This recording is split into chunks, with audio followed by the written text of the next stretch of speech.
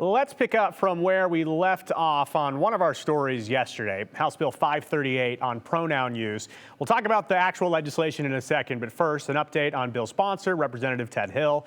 Yesterday, while presenting his bill, Representative Hill, he needed to step aside to handle a personal issue. We wanted to let you know that Representative Hill is doing well, and he was back in the Idaho House today to present his bill. Just want to say, we as a team, we as a newsroom, we're really happy to see that Representative Hill is doing well, and he shared briefly on the House floor this morning that he was taking care of a medical precaution yesterday. Again, really glad just to see he's good and back to work. So let's talk about the legislation itself. It's a conversation about conversation. Pronouns are something that have generated a lot of conversations in Idaho and really across the country. Pronouns, he, she, they, them, long list of all of them. And there's a debate at the Idaho State House about compelled speech. Idaho lawmakers wanted to make sure that state employees are not being punished for using the wrong pronoun to address someone, intentionally or otherwise.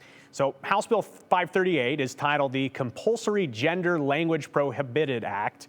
It's a great title in terms of function because the proposed law, it would prohibit adverse employment action punishments against government employees who decline to state their own pronouns or address others using their preferred pronouns that are inconsistent with their biological sex.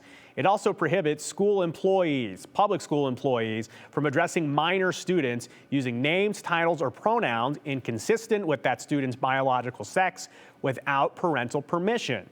The legislation passed on party lines on the Idaho House today. Democrats worry what message the bill sends to transgender and non-binary Idahoans. And our transgender youth are supported and accepted and listened to, they can thrive.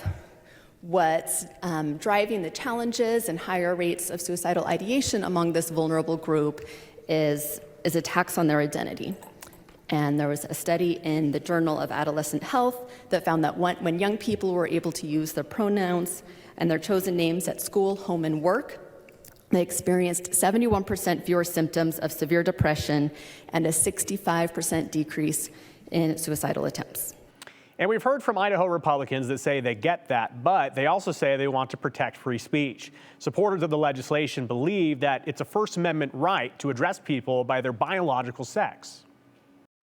I will make a special effort when I'm out there, when I go back to my job, and I will make a special effort to recognize these pronouns, genders. I will make a special effort. The key is mandatory bullying, forced speech is everything we're talking about here. And if we don't put this back in the box, what's next? What else is coming next? Extremely important. This is the line in the sand. First Amendment, that's what we're voting for today. Legislation passed on a party lines vote now heads to the Idaho Senate.